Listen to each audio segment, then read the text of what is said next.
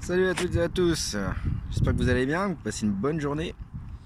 Il fait beau, donc on en profite au maximum. Sujet du jour, comment planifier et s'organiser.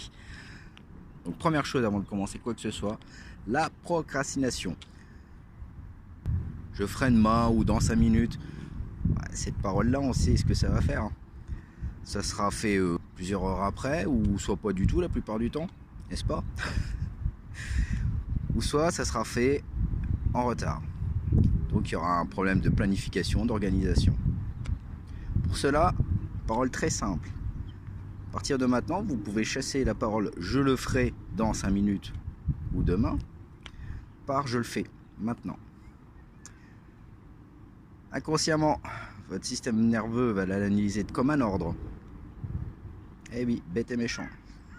À force de se le répéter, vous allez voir que vous le ferez de vous-même.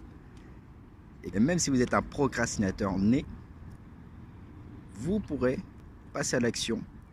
Et passer à l'action, c'est pouvoir s'organiser et se faire une planification en béton. Deuxième chose est pour le télétravail. Donc nous sommes nombreux à être en télétravail.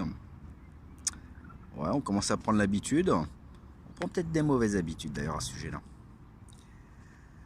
Je vous conseille, si vous voulez aller beaucoup plus loin dans vos séances de travail, et donc toujours pouvoir vous organiser avec brio, un petit cycle de travail qui va vous paraître inhabituel.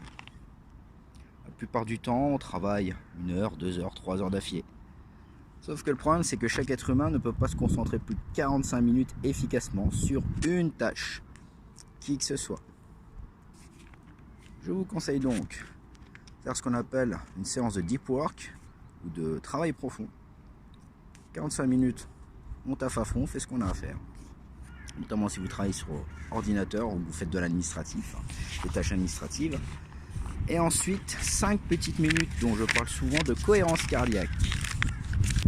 Ça va vous permettre déjà de pouvoir vous reconcentrer à nouveau et repartir pour une session de 45 minutes. De vous détendre aussi. Votre système nerveux va entrer dans ce qu'on appelle le système parasympathique, c'est le système de la détente. Donc quand on a un travail extrêmement éprouvant, qu'on a passé plusieurs minutes sur l'écran de l'ordinateur, qu'on a mal au dos du dos et j'en passe d'autres, la petite pause de 5 minutes, c'est votre pause, le moment à vous, la cohérence cardiaque. Voilà. Et vu que ça fait un petit moment que je vous parle de cette fameuse cohérence cardiaque, je vais vous donner un exemple tout simple que vous pouvez faire au bureau, assis, assise. Bon, vaut mieux être allongé, les jambes fléchies, mais si vous êtes assis, assise, ça ne posera pas de problème. C'est simple, donc je vais vous expliquer le processus. On va utiliser exclusivement son ventre, c'est-à-dire la respiration abdominale. Donc pour ça, on va respirer sur 5 secondes. Donc inspire toujours par le nez, j'inspire. 1, 2, 3, 4, 5. Et j'expire toujours par le nez. 1, 2, 3, 4, 5. Et on repart. Un cycle de 5 encore. J'inspire par le nez. 1, 2, 3, 4, 5. J'expire toujours par le nez.